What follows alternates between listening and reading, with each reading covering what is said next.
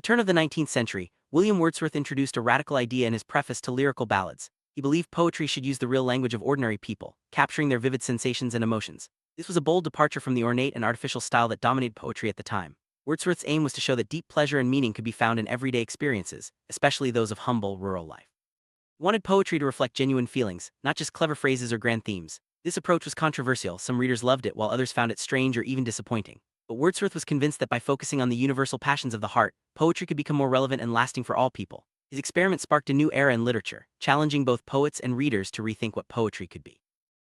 Wordsworth argued that the best poetry comes from the language actually spoken by real people, especially those living close to nature. He criticized the artificial poetic diction that had become popular, where poets used grand or unusual words just for effect. Instead, he believed that true emotion and imagination could make ordinary things appear extraordinary.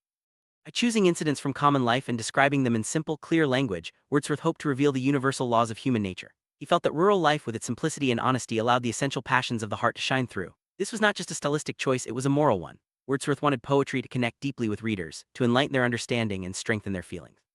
He believed that poetry should be a force for good, helping people see the beauty and meaning in their own lives.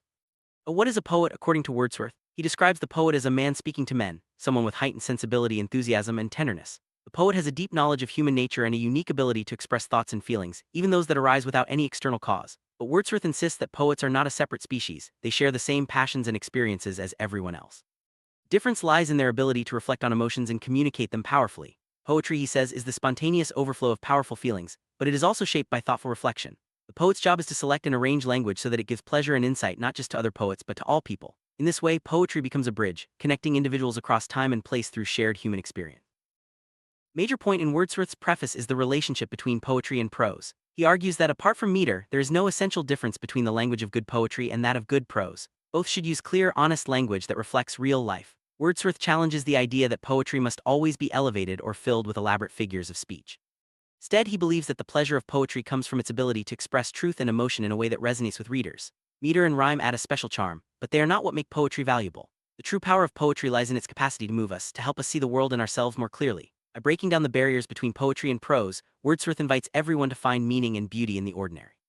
Wordsworth's ideas in the preface to lyrical ballads changed the course of English poetry. By insisting on sincerity, simplicity, and emotional truth, he paved the way for the Romantic movement and influenced generations of poets. His belief that poetry should be accessible and meaningful to all people, not just an elite few, remains powerful today. Wordsworth's legacy is a reminder that art can be both beautiful and honest, that it can help us understand ourselves and each other. He encouraged readers to trust their own feelings and judgments, rather than relying on tradition or the opinions of critics. In the end, Wordsworth's vision was for poetry to be a living, vital force in human life, a source of pleasure, insight, and connection that endures across time.